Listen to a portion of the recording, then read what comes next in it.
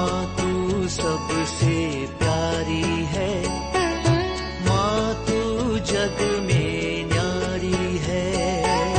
माँ तू सबसे प्यारी है, माँ तू जग में न्यारी है। अपने आंचल में रखना, अपने आंचल में रखना। हमें वरदानों से भरना।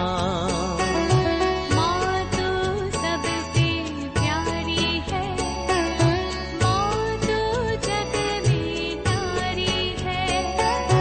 माँ तू सबसे प्यारी है, माँ तू जग में न्यारी है। Mr. Rajan Samuel, a great missionary in Hindi heartland, first class with distinction.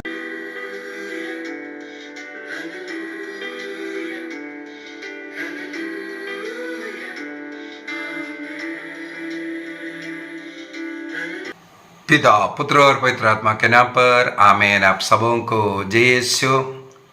हम लोग आज से नहीं, पिछले क्लास से हम लोगों ने शुरू किया प्रकाशना ग्रंथ का स्टडी।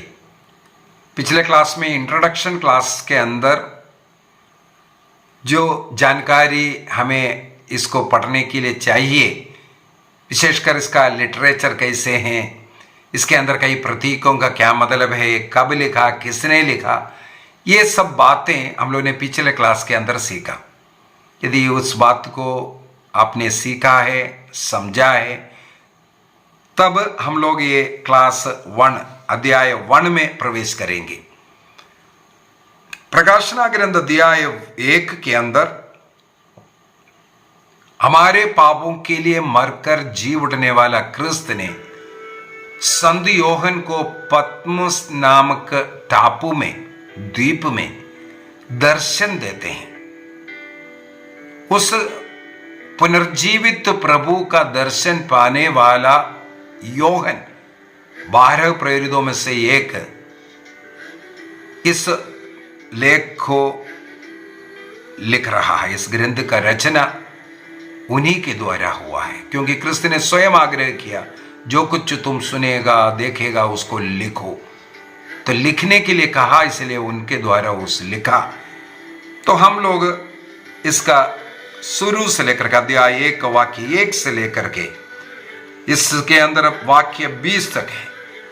आज के इस क्लास में थोड़ा सा जल्दी भी सीखना पड़ेगा, क्योंकि 22 अध्याय है, 22 दिन तो इसमें कम से कम लगना है, आधा साल निकल जाएगा, तब भी हम लोग इसको सीखेंगे।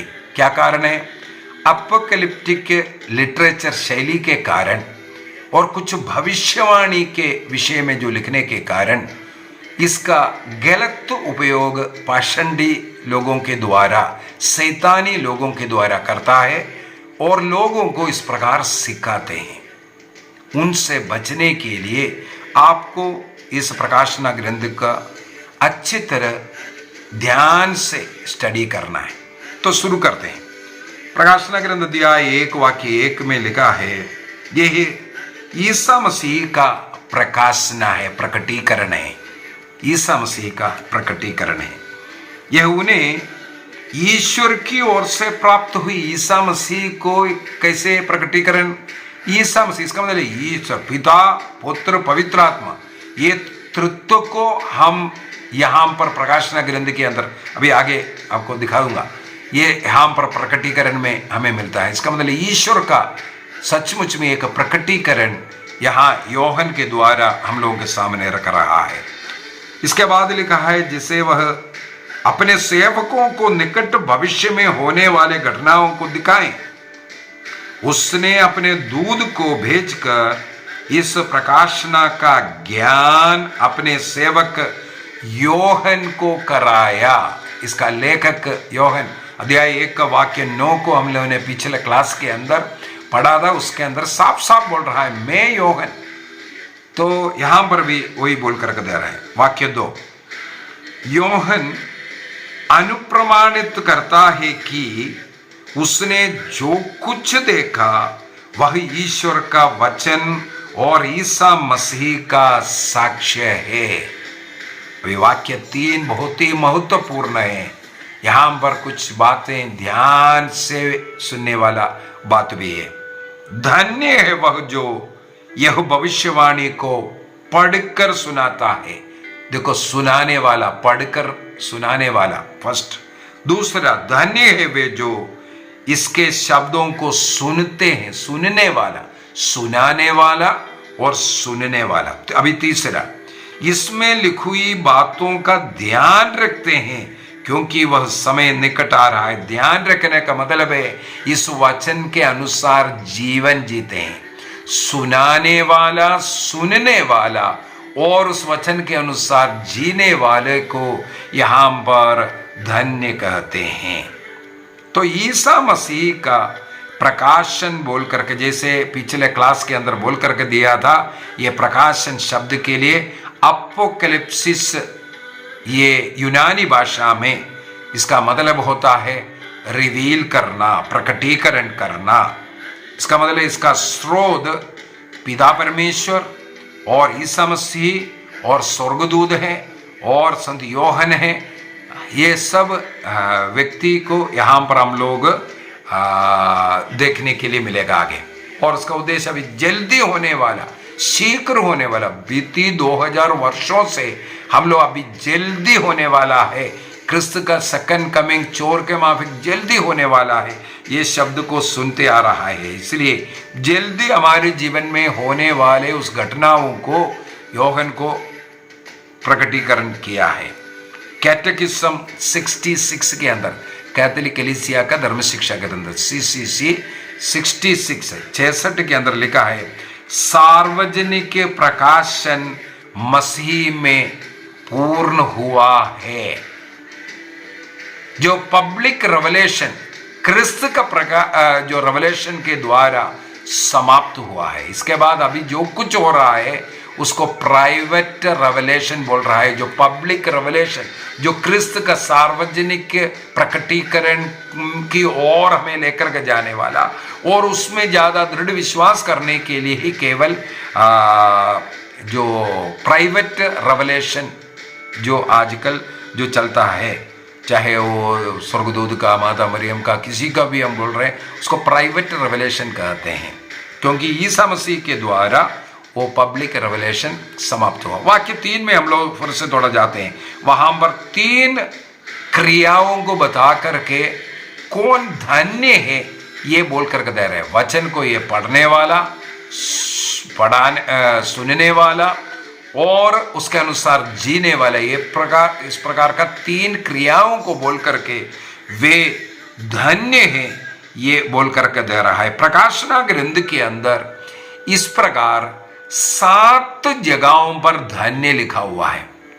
हेलो, मैंने पिछले क्लास के अंदर भी बोला 7 संख्या पूर्णता का संख्या है।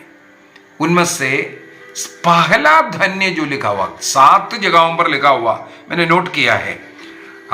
अभी यहां पर प्रकाशन ग्रंथ अध्याय 1:3 में, रेवलेशन चैप्टर 1:3 में, और चैप्टर 14 वर्स 13 के अंदर, अध्याय 14 वाक्य 13 के अंदर, और अध्याय 16 वाक्य 15 के अंदर, चैप्टर 16 वर्स 15, और अध्याय 19 वाक्य 9 के अंदर, अध्याय 20 वाक्य 6 के अंदर, चैप्टर 20 वर्स 6, और चैप्टर 22 में आखिरी में 2 जगह पर 7 और 14 में, अध्याय 22 का वाक्य 7 और 14। इस प्रकार 7 जगहों पर धन्य है बोल करके प्रकाशना ग्रंथ के अंदर लिखा है।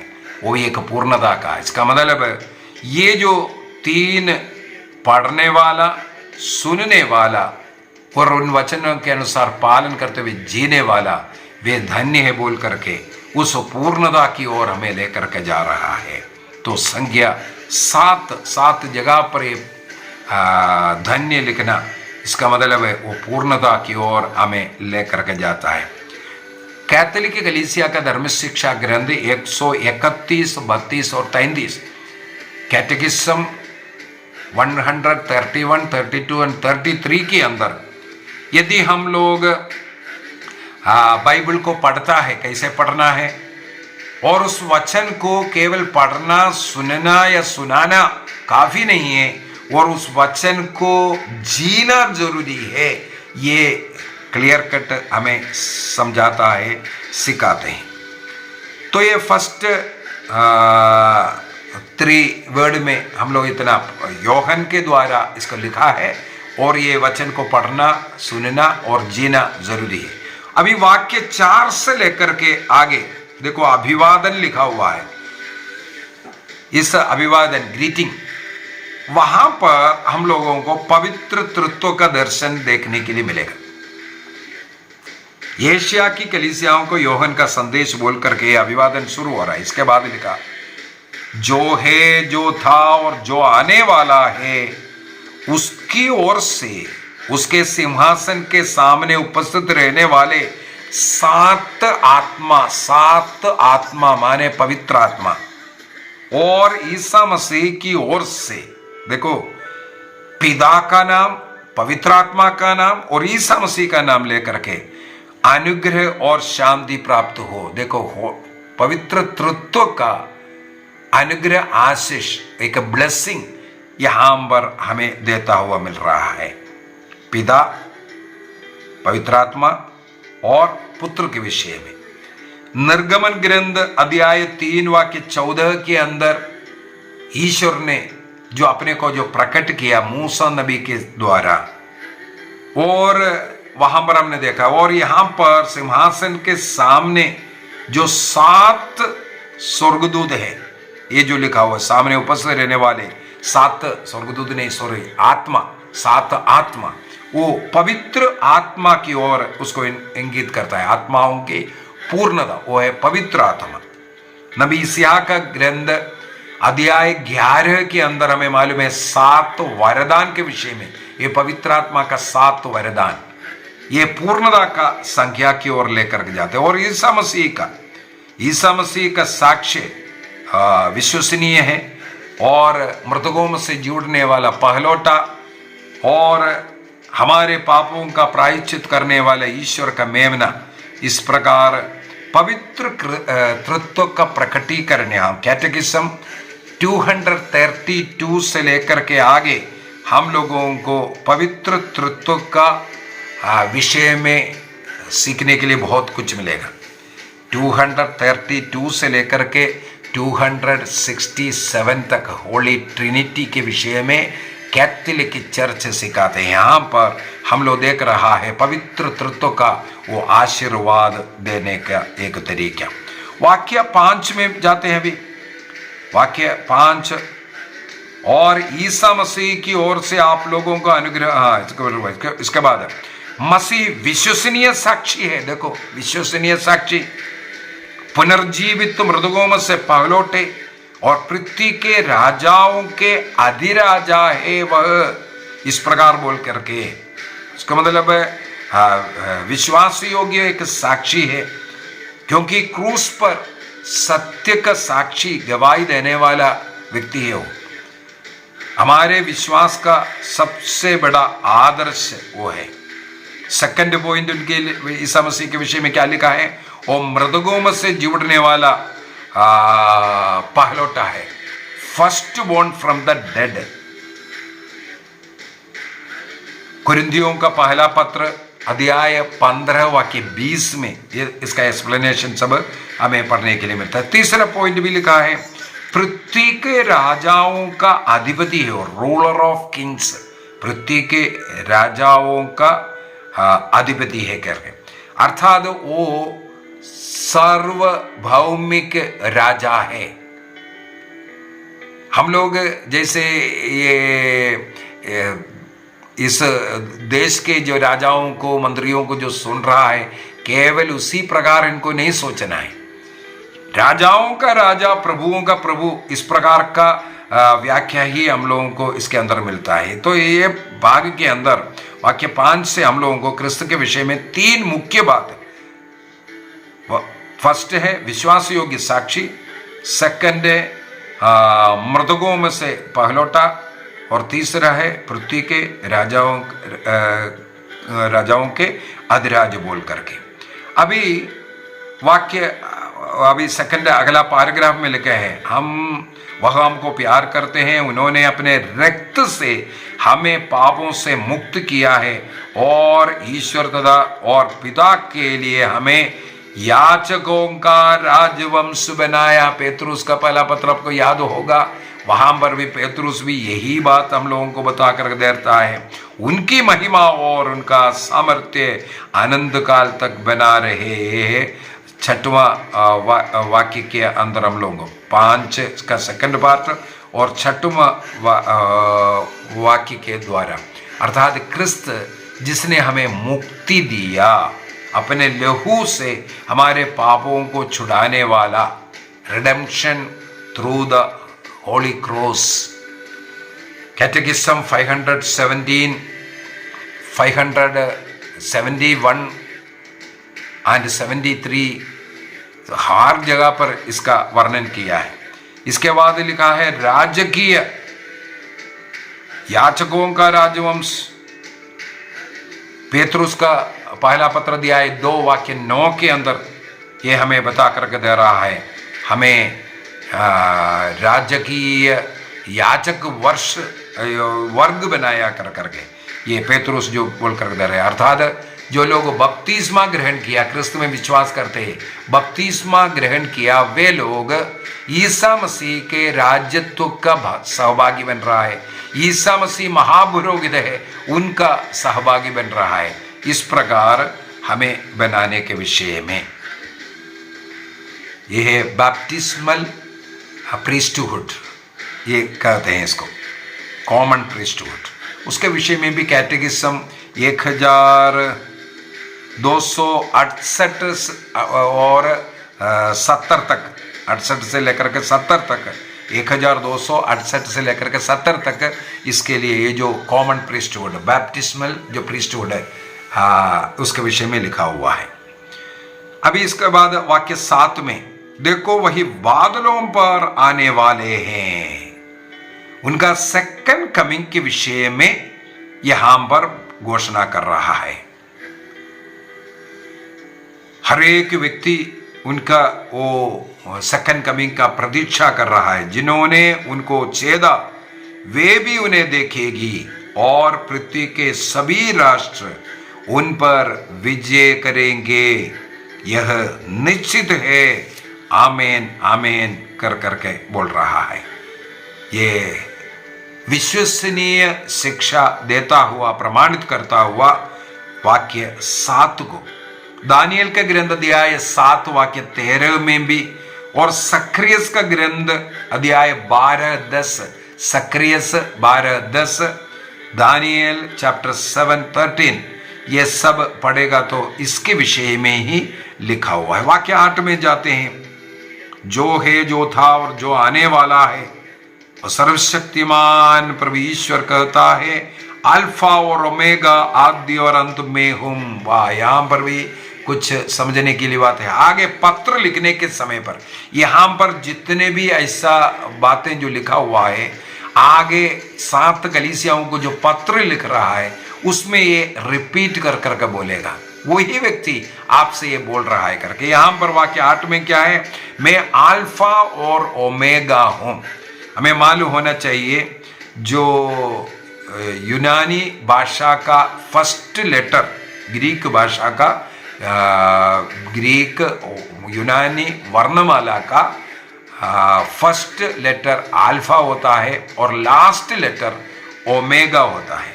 इसका मतलब आदि और अंत को यह दर्शाने के लिए, अर्थात क्रिस्त ही सब कुछ का आरंभ है और अंत है। यह है इसका अर्थ। क्रिस्त ही सब कुछ का आदि है, उनसे ही सब कुछ सृष्टि हुआ, और उसका अंत भी क्रिस्त है। इसी को बताने के लिए क्रिस्त के द्वारा सब कुछ सृष्टि किया और क्रिस्त के द्वारा ही सब कुछ का अंत होना है। जो है, जो था और जो आने वाला है, सर्वशक्तिमान, ये बोल करके जो देने का अर्थ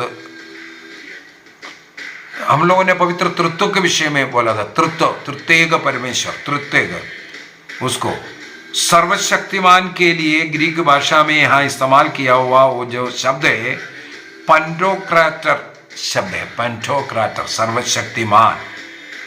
वही ईश्वर अल्फा और ओमेगा सब कुछ सर्वशक्तिमान वो ईश्वर है, ये सिखाने के लिए कैटेकिज्म 2854 के अंदर, कैटेकिज्म 2854 के अंदर इस अल्फा ओमेगा और क्रिस्त ही आदि और अंत है, सर्वशक्तिमान ईश्वर है और ट्रिनिटेरियन ये ब्लेसिंग इसका सबका जो महत्व ये सब सिखाते हैं।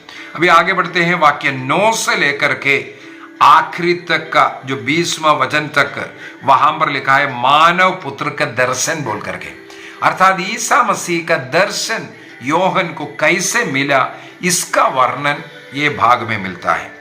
तो वाक्य 1 से लेकर के 8 तक जैसे अभिवादन है, प्रस्तावना है, इसके विषय में ऐसा लिखने के बाद अभी क्रिस्त का दर्शन का पार्ट आया इस अध्याय 1 में। वाक्य 9 से लेकर के वाक्य 20 तक क्रिस्त कैसे दर्शन दिया उसका।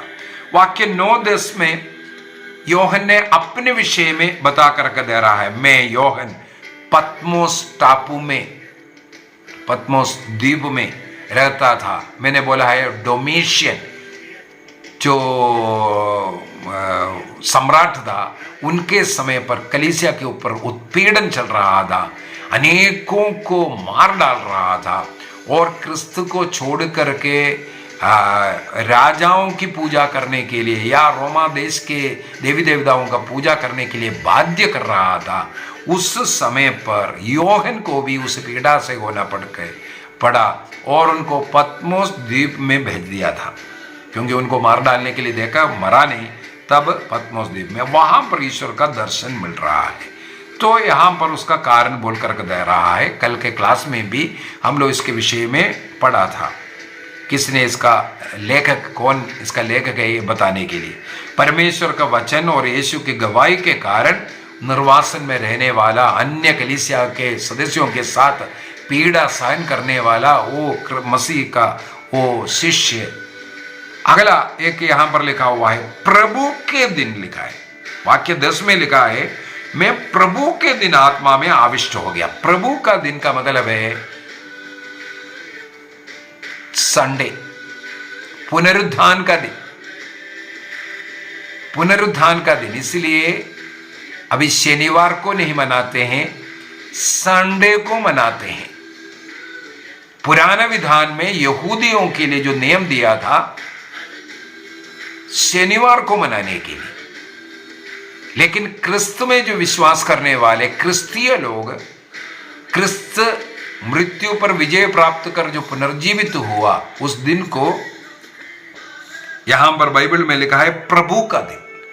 उस प्रभु का दिन को हमें मनाने की जरूरत है।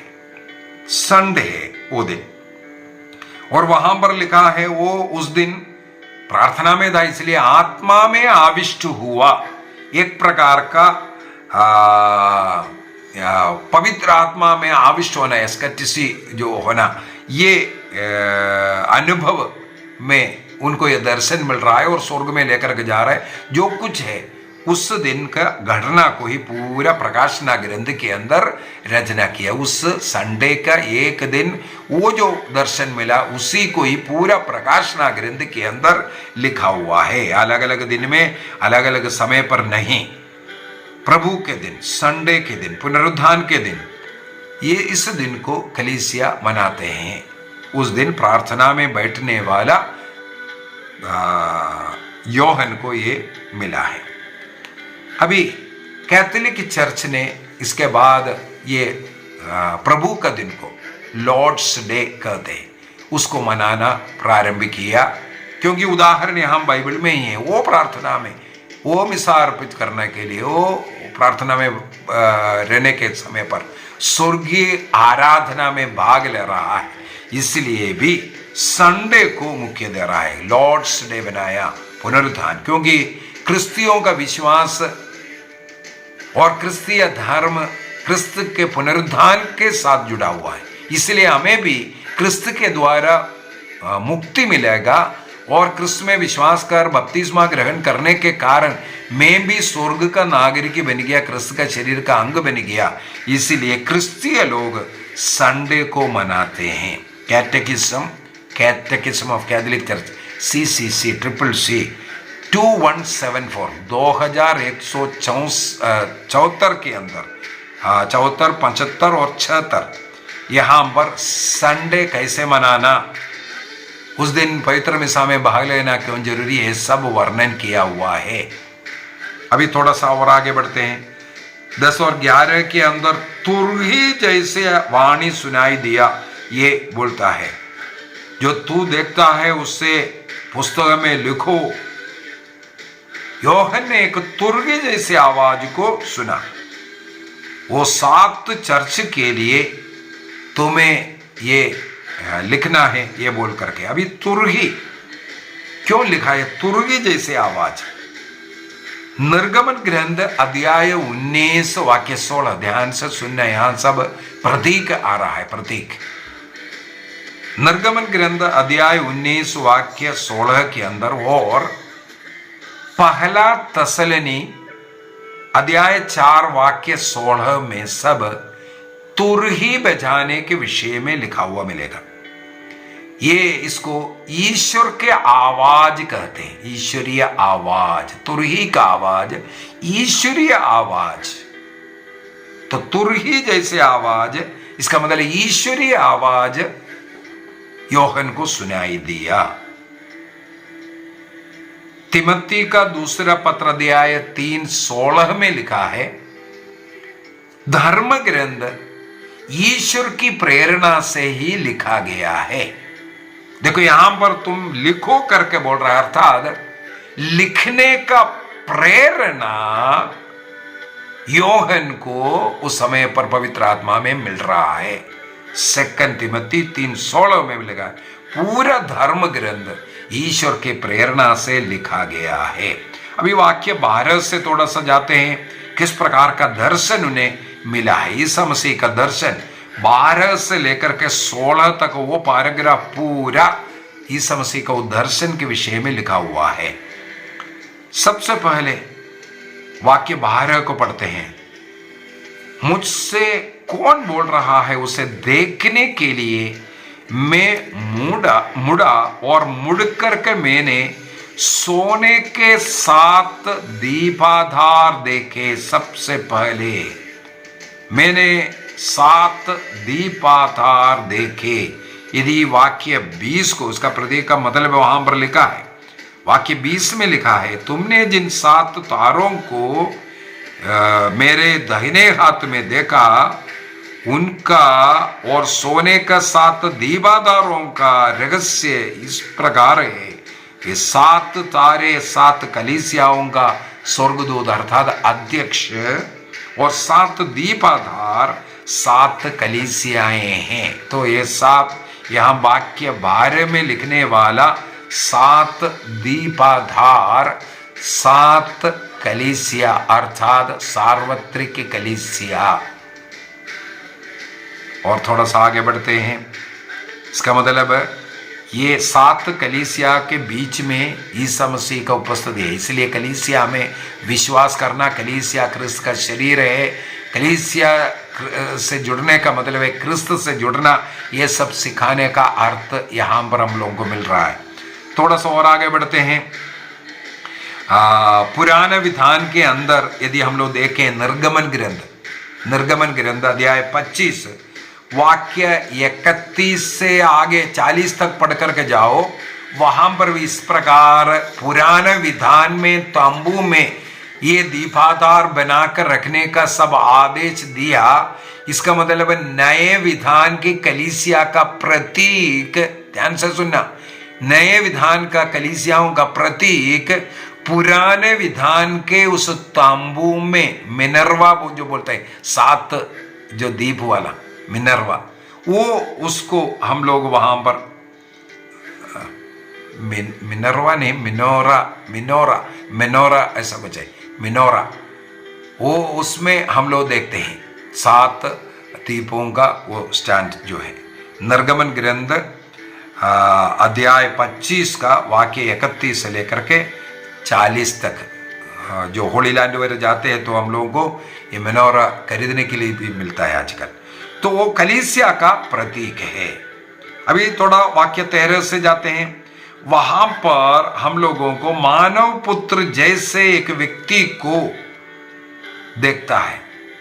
इन 7 कलीसियाओं के बीच में देखो, क्रिस्त ही कलीसियाओं का कोने का पत्र है, कलीसिया को चलाता है पवित्र आत्मा। ईश्वर ही कलीसिया को चलाता है, कलीसिया का शक्ति है, सामर्थ्य है। और कलीसिया से जुड़ने का मतलब हो गया क्रिस्त से या ईश्वर से जुड़ना।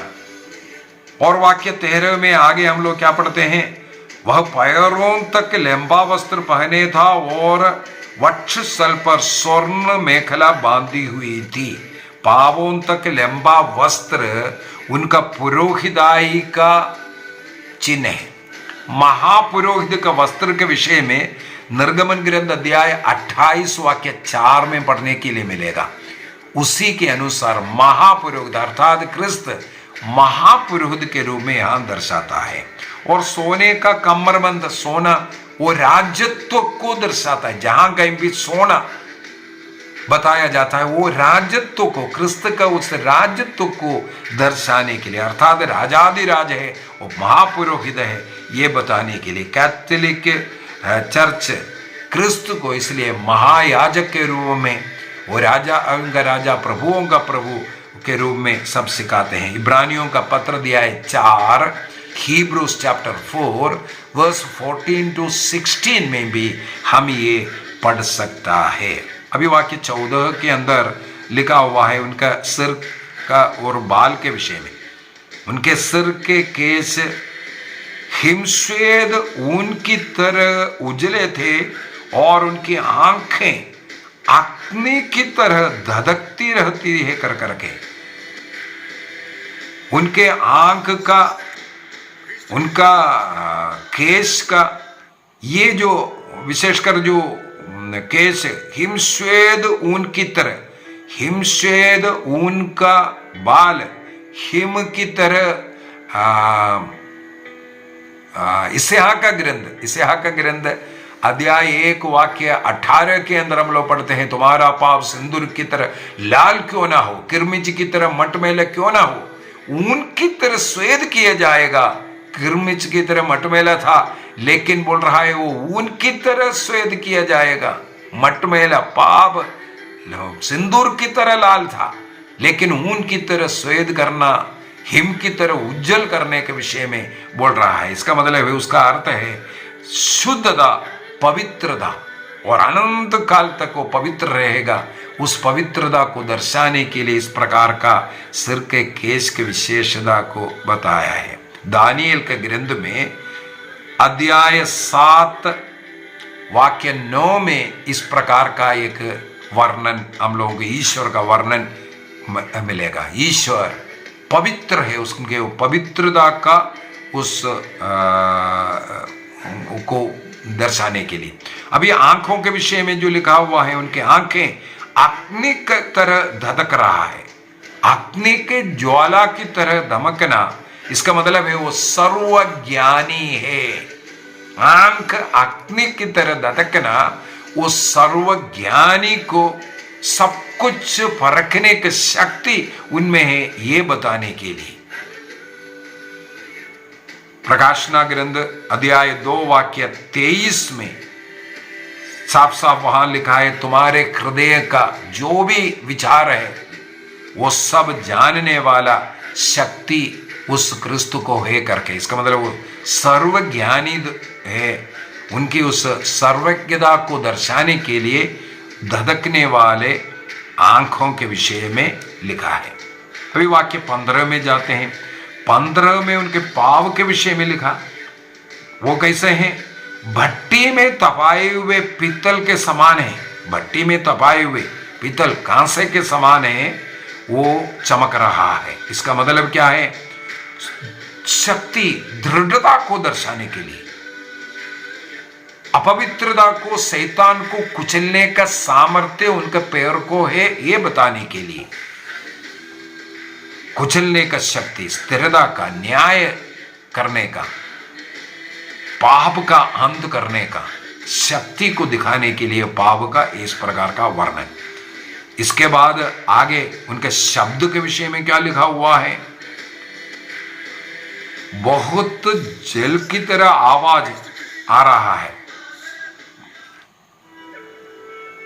समुद्र की तरह गर्जन कर रही है। समुद्र की तरह गर्जन करना का शब्द, इस प्रकार का शब्द का एसेकिएल का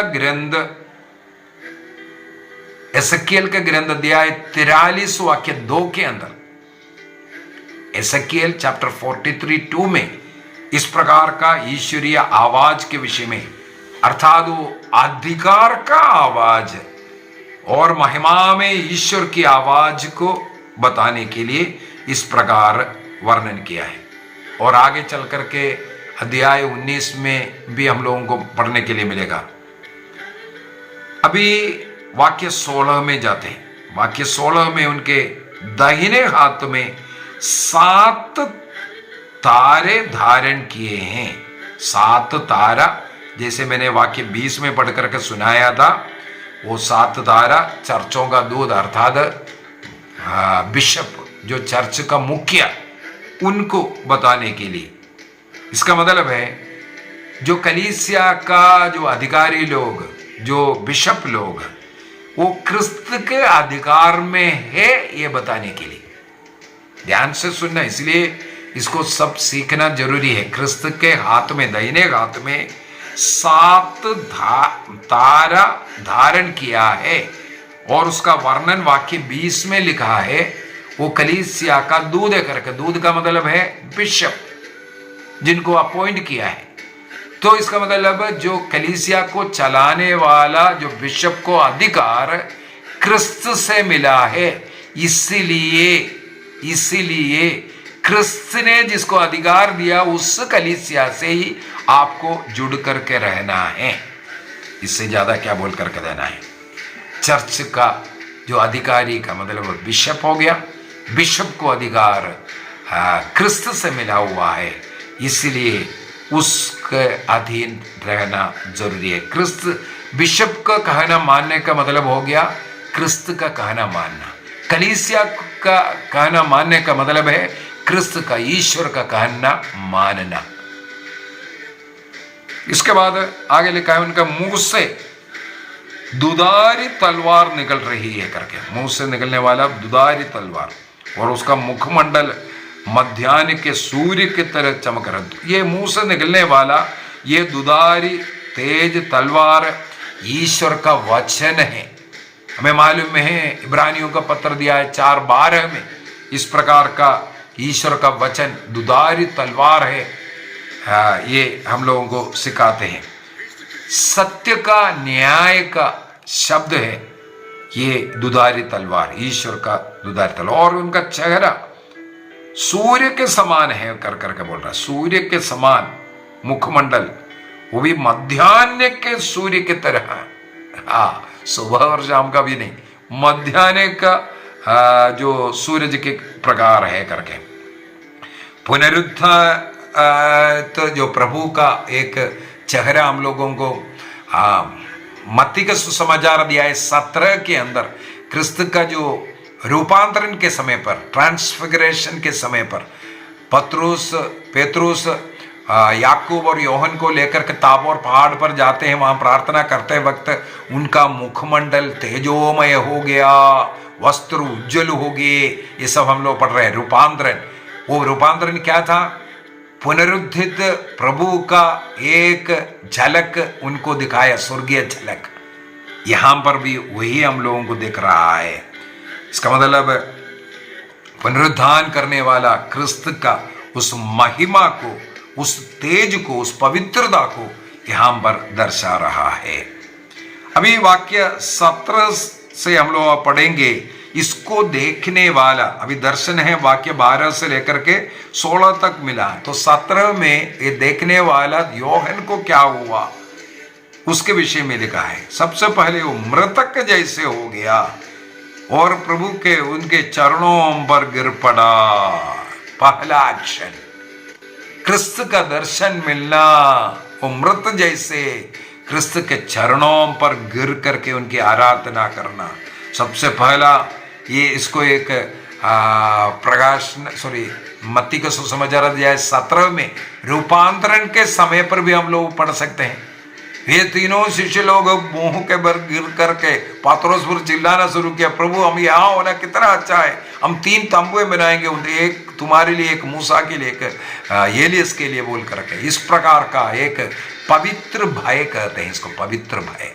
वो भय अच्छा है, वो पवित्र भय ईश्वर का दर्शन से जो मिलने वाला, प्रभु की उपस्थिति का अनुभव में रहने में मनुष्य कितना कीड़ा है, कितना छोटा है, वो कुछ नहीं है, ये दिखाने वाला शब्द है यहाँ पर। उस विनम्रता दिखाना, ये चर्च फादर्स संत अगस्टिन कहते हैं, ईश्वर की उपस्थिति का अनुभव मनुष्य में एक भय उत्पन्न करता है। लूकस के सुसमाचार अध्याय 5 के अंदर जब प्रभु ने पेतरुस के नाव पर बैठ करके उपदेश दिया, इसके बाद वो चमत्कार दिखाया, वो चमत्कार देखने वाला पेतरुस उसी समय पर प्रभु के सामने घुटने टेक करके यही गिड़गिड़ाया, प्रभु यहां से चले जाइए, हम पापी है। देखो ये भय यहां पर देख रहा है ना, संत अगस्टिन यही बोल करके दे रहा है। यदि इस्याह का ग्रंथ अध्याय 6 को हम देखेंगे, नबी इस्याह को स्वर्ग का दर्शन मिला, तो नबी इस्याह भी यही कहते हैं। वाक्य 5 में हम लोग पढ़ते हैं, हाय मैं तो मर गया, मैं तो अशुद्ध होठों वाला मनुष्य, अशुद्ध होठों वाला मनुष्यों के बीच में रहने वाला। देखो अपना पाप, अपने कमजोर, अपने कितना कीड़ा है हम मनुष्य। ये अनुभव क्रिस्त के अनुभव, ईश्वर के अनुभव जिस व्यक्ति को मिलता है, हम लोग पवित्र मिसा में भाग लेते वक्त, चर्च जाते वक्त यही मनोभाव हमारे अंदर आना है। क्रिस्त को रोटी के रूप में हम स्वीकार करते हैं, यही मनोभाव, इस राजाधिराज प्रभु को ग्रहण करने में योग्य नहीं हो, ये मनोभाव, उस मनोभाव का वर्णन यहाँ किया है। और आगे हम लोग देखते हैं, क्रिस्त ने उन्हें सांत्वना देता है, मत डरो, प्रथम और अंतिम मैं हूं। देखो पहले अल्फा और ओमेगा जो बोल करके आया, वो यहाँ पर क्रिस्त बोल करके दे रहा है, मैं कौन है। योहन को बोल करके दे रहा है, मैं प्रथम और अंत हूं, अर्थात अल्फा और ओमेगा मैं हूं। ईसा मसीह योहन को अपना परिचय यही बोल करके दिया, अर्थात मैं आज जीवित हूं। पुनरुत्थान का वाक्य 18 में लिखा है, जीवन का स्रोत में हूं, मैं मर गया था और देखो मैं अनंत काल तक जीवित रहूंगा। मृत्यु और अधोलोक की कुंजी मेरे पास है, इसलिए तुमने जो कुछ देखा, जो अभी है और जो बाद में होने वाला है, वह सब लिखो बोल करके दे रहा है। मैं मर गया था और लेकिन अभी जीवित हूं, युगान युग जीवित हूं बोल करके ईसा मसीह का क्रूस मृत्यु और तीसरे दिन पुनर्जीवित हुआ, इसके विषय में क्रिस्त योहन को बता करके दे रहा है। और मृत्यु और अधोलोक की कुंजियां मेरे पास है। कुंजी अधिकार का प्रतीक है। हम लोग मत्ती का सुसमाचार 16 वाक्य 19 में पेतरुस से प्रभु ने कहा, स्वर्ग राज्य की कुंजियां मैं तुम्हें प्रदान करूंगा। यहां पर बोल रहा है वो कुंजियां मेरे पास है, जिसके पास कुंजियां हैं वही तो अधिकार देगा।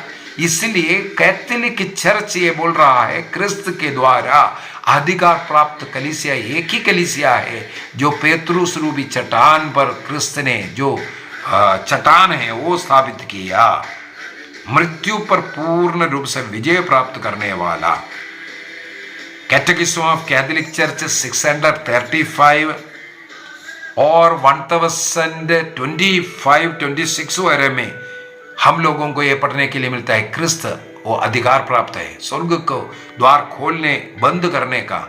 वही पेतरुस को प्रभु ने पकड़ाया। संत थॉमस एक्विनस इस वचन को वर्णन ऐसे करके दे रहा है, प्रभु का पुनरुत्थान हमारे लिए मुक्ति का गारंटी है।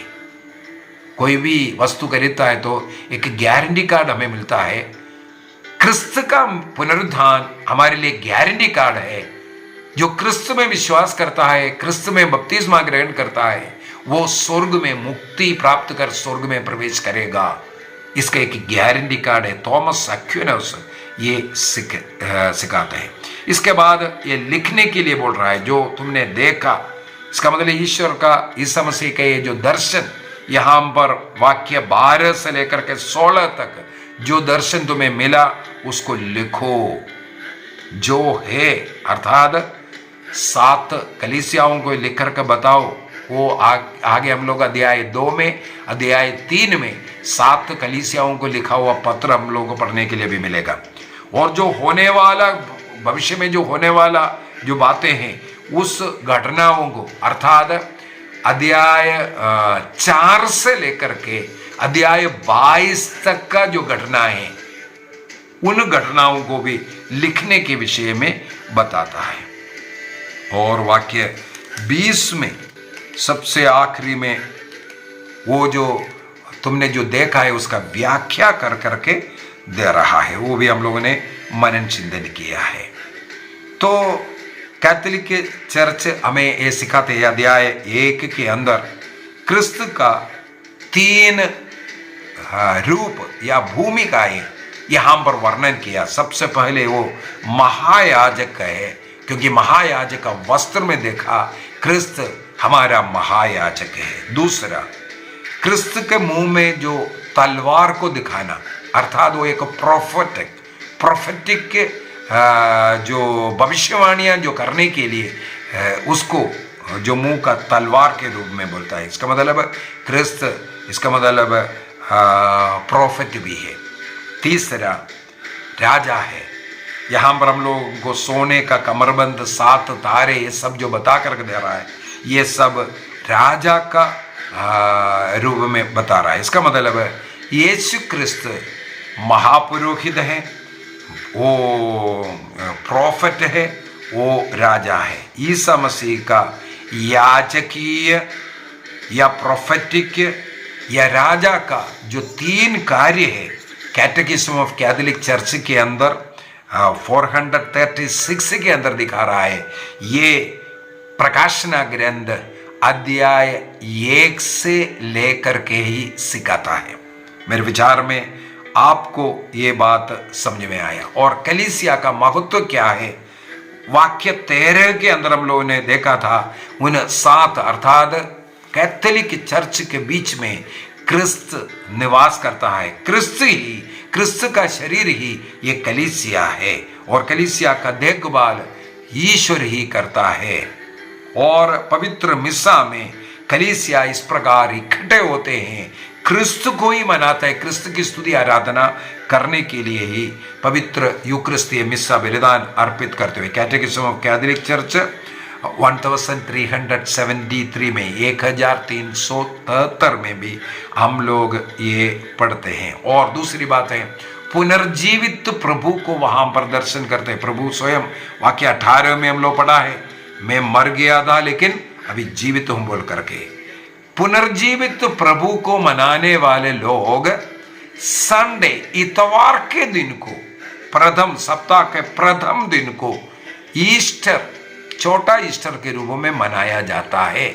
इसलिए अब शनिवार साबत नहीं बल्कि प्रभु का दिन, लॉर्ड्स डे मनाना है। ये हम लोगों ने इसी पाठ से सीखा है। प्रभु का दिन को मनाना जरूरी है। कैटेकिज्म ऑफ कैथोलिक चर्च 2180 से लेकर के 83 तक ये शिक्षा हम लोगों को मिलता है। कहां से? प्रकाशना ग्रंथ अध्याय 1 वाक्य 10 से हम लोगों ने ये सब पढ़ाई किया था।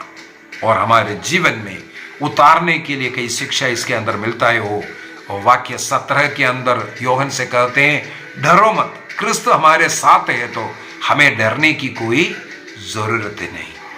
वाक्य 3 में जैसे बोला है, वचन को सुनना, वचन को पढ़ना, वचन को जीना, इसमें हम धन्य व्यक्ति बन जाएगा। और वाक्य 6 के अंदर जैसे हम लोगों ने बोला पढ़ा था, हम लोग भी क्रिस्त के साथ जुड़ करके राजकीय याजक वर्ग है। पेतरुस का पहला पत्र अध्याय 1 पीटर चैप्टर 2 वर्स 9 में हम लोगों ने ये सब सीखा था। तो अध्याय 1 को यहाँ समाप्त कर रहा हूँ। आप इस क्लास को बार बार सुनो, बाइबल को खोल कर रख कर पढ़ते हुए सुनो, ताकि आपको अधिक से अधिक बातें समझ में आ जाएं, और इसको बार बार सीखो ताकि कभी इसको ना भूलें। मेरे विचार में आपको यह अध्याय 1 अच्छी तरह समझ में आया होगा। यदि समझ में आया तो अन्य लोगों को भी इसको फॉरवर्ड कर दीजिए, ताकि वे लोग भी सत्य टीचिंग को सीख पाए, सत्य शिक्षा को ग्रहण कर पाए। इसके लिए प्रभु हम सबों को आशीष दे, पिता, पुत्र और पवित्र आत्मा के नाम पर आमीन। आप सबों को जय यीशु।